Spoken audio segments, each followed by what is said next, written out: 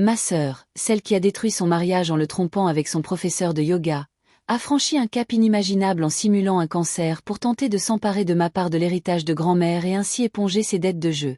Après le décès de grand-mère, alors que nous étions en deuil et examinions son testament, ma sœur a prétendu mériter l'intégralité de l'héritage, malgré les instructions claires de grand-mère de partager l'argent équitablement entre nous.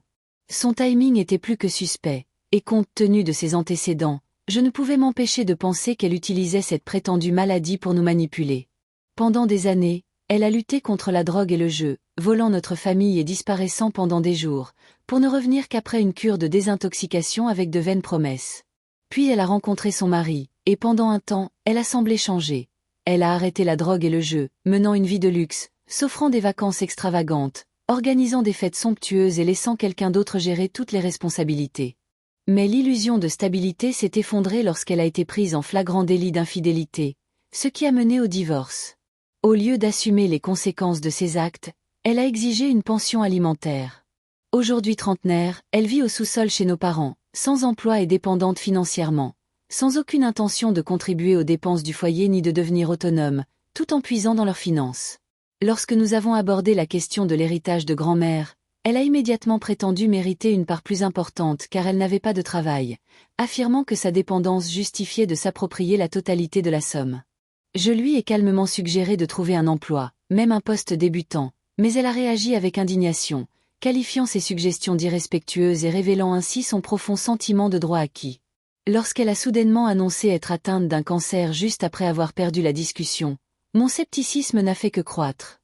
Elle a fait pression sur nos parents pour obtenir l'intégralité de l'héritage, sans fournir de justificatif médical, et a ignoré mes demandes de vérification, prétextant qu'il s'agissait d'une affaire personnelle. Malgré son insistance, l'argent de la pension alimentaire, resté intact pendant des années, aurait pu financer son traitement, mais elle ne s'est concentrée que sur l'obtention de l'argent de grand-mère. Au fil du temps, elle a esquivé les questions, envoyé des documents douteux et continué à réclamer de l'argent tout en menant grand train, confirmant une fois de plus sa manipulation. Un matin, je l'ai surprise dans un salon de manucure, sirotant des smoothies pendant ses prétendues séances de chimiothérapie.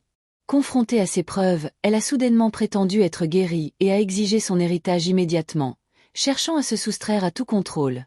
Mes parents et moi avons finalement posé des limites claires, fournir une preuve de sa maladie ou en subir les conséquences.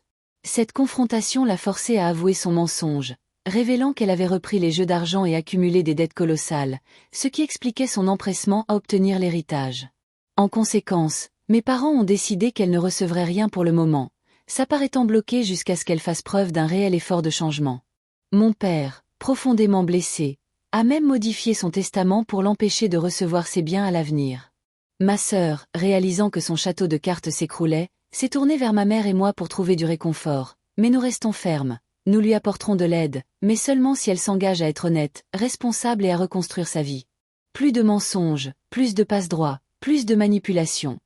Elle doit assumer ses responsabilités avant de pouvoir récupérer ce qui lui revenait de droit.